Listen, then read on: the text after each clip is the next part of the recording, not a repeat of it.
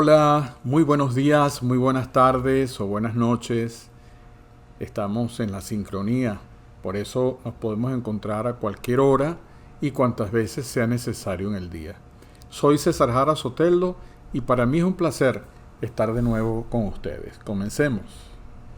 Continuamos con el tema 7 que trata sobre los diversos aspectos meteorológicos que afectan a la aviación.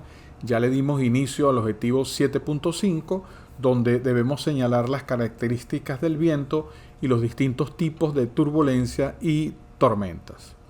En el contenido debemos incluir caracterización del viento por su dirección y velocidad, cosa que ya vimos en la clase pasada, y ahora vamos a conversar sobre tipos de turbulencias, tipos de tormentas y características de las tormentas eléctricas. Para los que temen volar en avión, no hay nada peor que escuchar la palabra turbulencia, pero quizá deberíamos saber que esos agitados movimientos de cabina no son más habituales de lo que piensa y tal vez deberían preocuparnos menos. La palabra turbulencia deriva del latín turbulentia y hace referencia a la condición de aquello que es turbulento, es decir, desordenado, agitado. Un avión puede decirse que sufre una turbulencia cuando se mueve de forma violenta debido a las modificaciones de velocidad y dirección de las corrientes de aire. Las turbulencias son cambios en el aire por el que está viajando el avión. Aunque el cielo esté limpio de nubes y en apariencia uniforme, en realidad está lleno de remolinos, ráfagas de aire violentas y corrientes que viajan en distintas direcciones y a diferentes velocidades. Cuando las partículas de aire se desordenan, aparecen perturbaciones normalmente en forma de molinos. Las turbulencias son producidas por diferentes situaciones meteorológicas. La causa más común son las formaciones de nubes, sobre todo las nubes de desarrollo vertical, las tormentas y las corrientes de aire en cadenas montañosas o en zonas de corrientes de chorro o jet stream. La cizalladura es otro de los fenómenos meteorológicos que pueden afectar al vuelo y se trata de una variación bastante brusca de la intensidad y dirección del viento. Otro tipo de contratiempo que se puede experimentar durante el vuelo son las turbulencias generadas directamente por el propio avión. Ocurren cuando grandes masas de aire chocan contra los extremos de las alas del avión. En vuelos nocturnos o vuelos a primera hora de la mañana, es raro que se den turbulencias, ya que a esas horas del día las corrientes de aire son más suaves. En cambio, si volamos durante el día, puede ser que sintamos movimiento durante el trayecto. Suelen darse en alturas bajas que son propias de viajes de corta duración, pero algunos vuelos de largo recorrido no quedan exentos de las turbulencias. Hay probabilidades de turbulencias si sobrevolamos India o el Oriente Medio.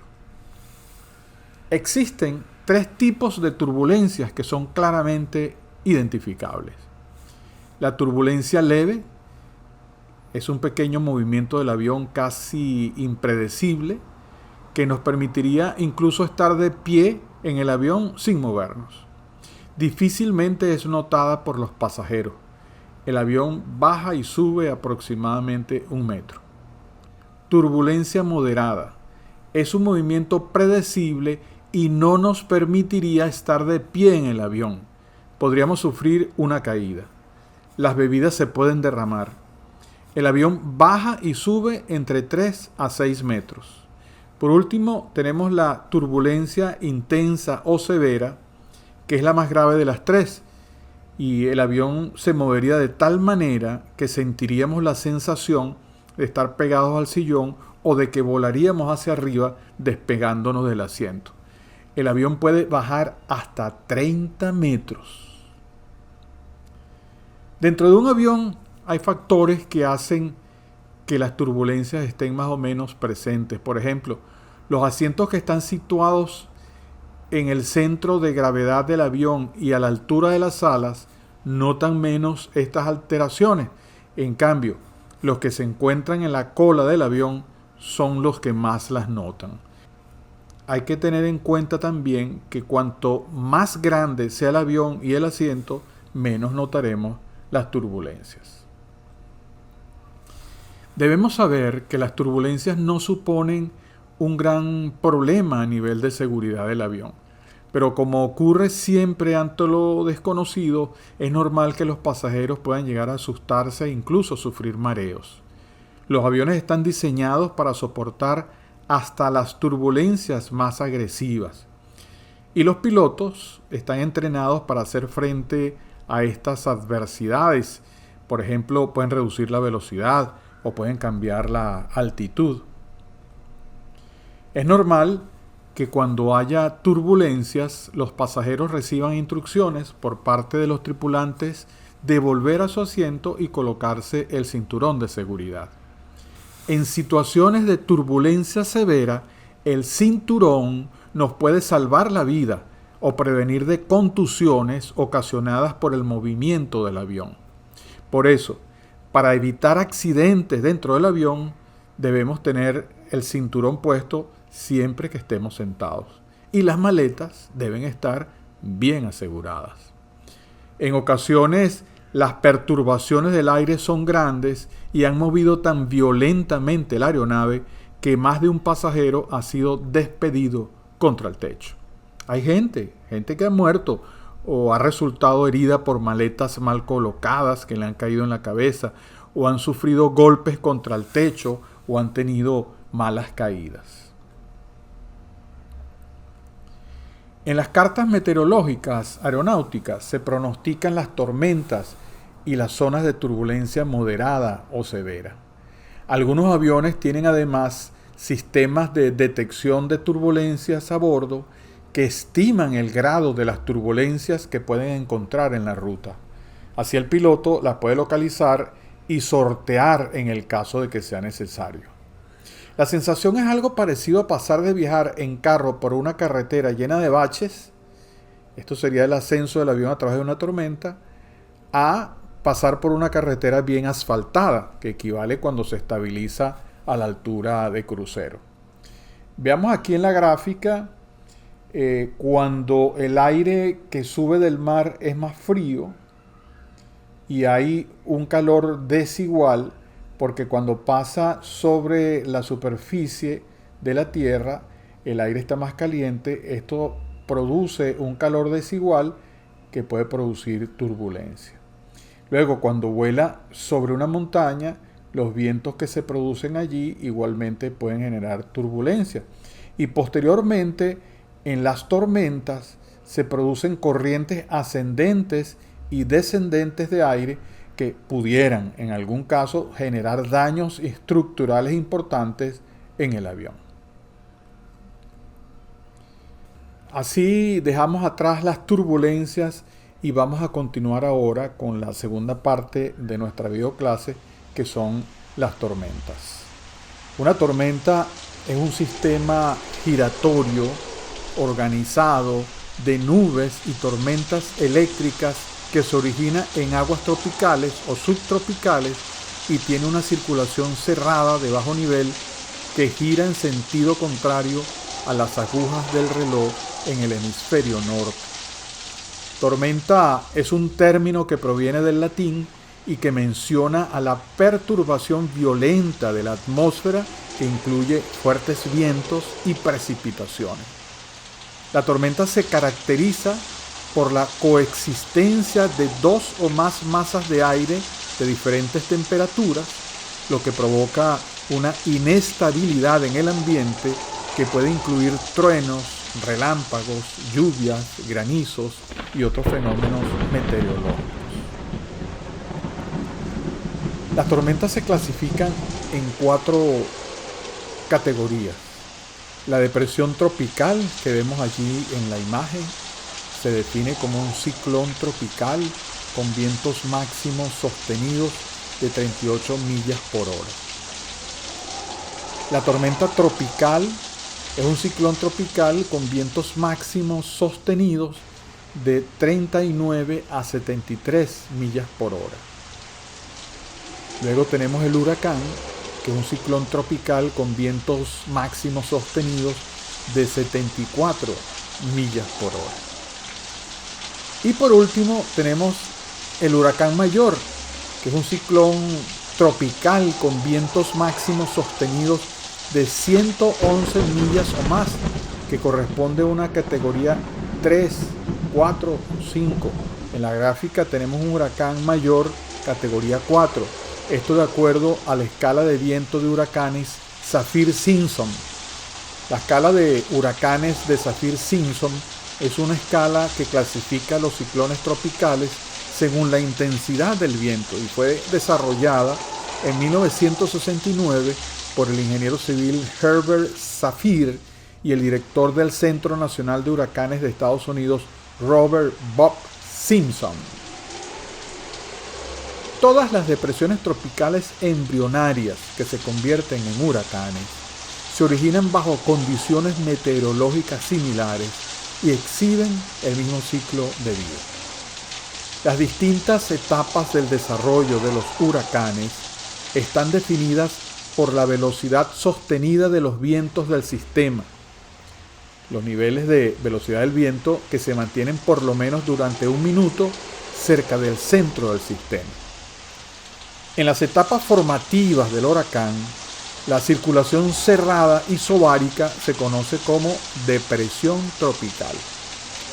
Si la velocidad sostenida de los vientos excede los 63 kilómetros por hora, se convierte en una tormenta tropical. En esta etapa ya se le da un nombre y se le considera un peligro. Se le da un nombre al huracán. Cuando los vientos exceden los 119 kilómetros por hora, el sistema se convierte en un huracán, que es la forma más severa de las tormentas tropicales. Les decía lo de darle nombre al huracán, porque es que durante muchos siglos el bautismo de los huracanes quedaba determinado por el santo del día en que manifestaban su poder de destrucción en una zona concreta. Por ejemplo, en 1825, el huracán de Santa Ana sería recordado por azotar Puerto Rico el 26 de julio. A finales del siglo XIX, el meteorólogo australiano Clement Reich fue el primero en referirse a huracanes utilizando nombres propios de mujeres. Para ello se servía de nombres bíblicos. Ya en 1953, en los Estados Unidos se decidió identificar a las tormentas con nombres de mujer. Con ello se abandonaba la tradición de nombrarlas mediante el alfabeto fonético. Actualmente, cada año se prepara una lista con los nombres que recibirán los huracanes que se vayan sucediendo a lo largo de la temporada. Estas listas, que se repiten cada 6 años, incluyen un nombre por cada letra del alfabeto y alternan hoy día nombres masculinos con los nombres femeninos. En el 2017, los huracanes Harvey, Irma, María y Nate causaron daños significativos y muertes. Por esta razón, por respeto a las personas que sufrieron pérdidas, estos nombres han sido retirados y no se volverán a utilizar para tormentas tropicales. Dato curioso. Una tormenta eléctrica es un fenómeno meteorológico caracterizado por la presencia de rayos y sus efectos sonoros en la atmósfera terrestre denominados truenos. El tipo de nubes meteorológicas que caracterizan a las tormentas eléctricas son las denominadas cumulonimbos. Nadie sabe exactamente por qué las nubes de tormenta producen descargas eléctricas, pero la mayoría de los científicos cree que este fenómeno está íntimamente ligado a la altura a la que se encuentran las nubes de tormenta. En efecto, estas nubes son mucho más grandes que las nubes de lluvia comunes. Las tormentas eléctricas se forman cuando aire caliente y húmedo se eleva hasta encontrar aire frío. A medida que este aire húmedo se eleva, el vapor de agua se condensa formando enormes nubes cumulonimbus.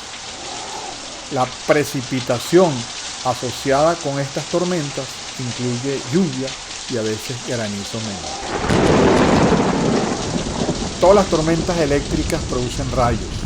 Son rayos que causan más muertes al año que los tornados y los huracanes. Las lluvias intensas de las tormentas eléctricas pueden ocasionar inundaciones súbitas y vientos potentes capaces de dañar viviendas y derribar árboles y postes, lo cual provoca apagones generalizados. Los rayos pueden producir daños directos a la aeronave, tales como quema, fusión o distorsión de partes de la aeronave, y también daños indirectos como daño temporal o permanente a la aviónica, fuego en el sistema de combustible, ceguera temporal del piloto, ya sea visual o sea instrumental. Muy bien, así llegamos al final de esta clase. Por favor recuerden completar las actividades asignadas. Como siempre quedo a su disposición para aclarar cualquier duda a través de los comentarios de Classroom. Hasta la próxima clase.